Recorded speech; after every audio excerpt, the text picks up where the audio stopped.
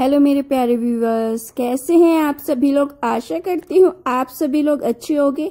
कहानी के लिए मेरे चैनल को सब्सक्राइब कीजिए, कहानी को लाइक और शेयर जरूर कीजिएगा और कहानी कैसी लगी प्लीज कमेंट बॉक्स में जरूर बताइएगा। कहानी को लेकर कोई भी राय या सुझाव हो वो भी कमेंट बॉक्स में जरूर दीजिएगा। तो शुरू करते हैं हम आज की अपनी कहानी।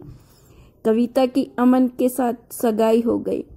2 महीने बाद शादी की तारीख पक्की कर दी गई। शादी की तैयारियां बड़ी जोर शोर से चल रही थी और हो भी क्यों ना, परमिंदर जी की इकलौती बेटी की शादी थी। उसकी पत्नी पूनम बड़े चाव से एक एक चीज जुटा रही थी बेटी के लिए। उनका बेटा अनमोल अभी 15 साल का था। शादी के लिए हॉल बुक किया गया। मेहंदी वाला, ब्यूटी पार्लर, केटरर, डेकोरेशन, हर तैयारी कविता के माता पिता बड़े चाव से कर रहे थे। कविता की पसंद का फर्नीचर बनवाया गया। उसके लिए लहंगा, जेवर, सैंडल, चूड़ा आदि हर चीज चुन चुन कर खरीदी जा रही थी। शादी से एक दिन पहले मेहंदी का फंक्शन था। फंक्शन के लिए हरे रंग के सूट की थीम रखी गई। कविता के लिए बहुत खूबसूरत फूलों वाली ज्वेलरी बुक करवाई गई। कविता के हाथों में मेहंदी लग रही थी। हरे रंग का सूट और फूलों वाली ज्वेलरी पहने उसके चेहरे की चमक उसकी खुशी बयान कर रही थी। पूनम और परमिंदर जी बेटी का खिला हुआ चेहरा देखकर बहुत खुश थे। ईश्वर से प्रार्थना कर रहे थे कि उनकी बेटी को ससुराल में बहुत सी खुशियां और प्यार मिले। उन्हें यकीन था कि उनकी सर्वगुण संपन्न बेटी उस घर में जल्दी ही सबका मन जीत लेगी। अगले दिन सुबह से ही बारात के स्वागत की तैयारी शुरू हो गई। दोपहर को कविता तैयार होने के लिए ब्यूटी पार्लर चली गई। रात को 8 बजे बारात के स्वागत का समय था। निश्चित समय पर बारात आ गई। रिबन कटाई के बाद बारात ने पंडाल में प्रवेश किया। चाय नाश्ता चल रहा था। अचानक कुछ हंगामा सा शुरू हो गया।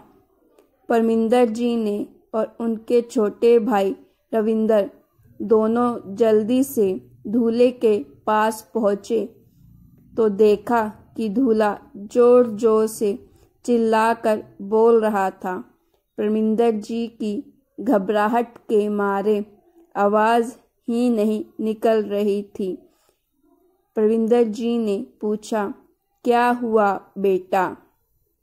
तो दूल्हा बड़ी बदतमीजी से बोला, मेरे 20,000 रुपये का फोन किसी ने चुरा लिया। रविंदर जी बोले, बेटा कहीं गिर गया होगा, अभी ढूंढ लेंगे, टेंशन मत लो। लेकिन वह कुछ समझ ही नहीं रहा था। फिर जोर से चिल्लाते हुए कहा, सब लड़की वाले चोर हैं, सबकी तलाशी लो, पुलिस को बुलाओ।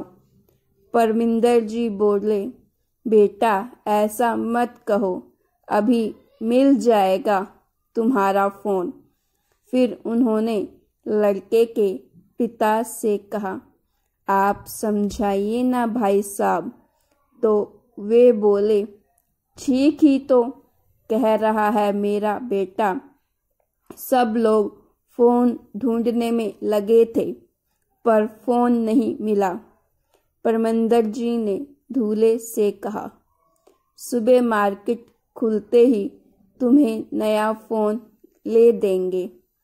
पर दूल्हा लड़की वालों को गालियां देने लगा।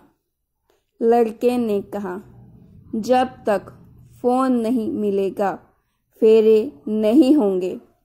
परमिंदर जी ने हाथ जोड़कर कहा, हम तुम्हें 50,000 का फ़ोन ले देंगे, लेकिन यूँ हमारी इज्जत मत उछालो। इतने वेटर है, केटरिंग वाला स्टाफ है, किस पर शक करें। जिन रिश्तेदारों को इतने प्यार से आमंत्रित किया है, उन पर ऐसा इल्ज़ाम मत लगाओ। पर दूल्हा और उसके पिता कुछ समझने को तैयार नहीं थे।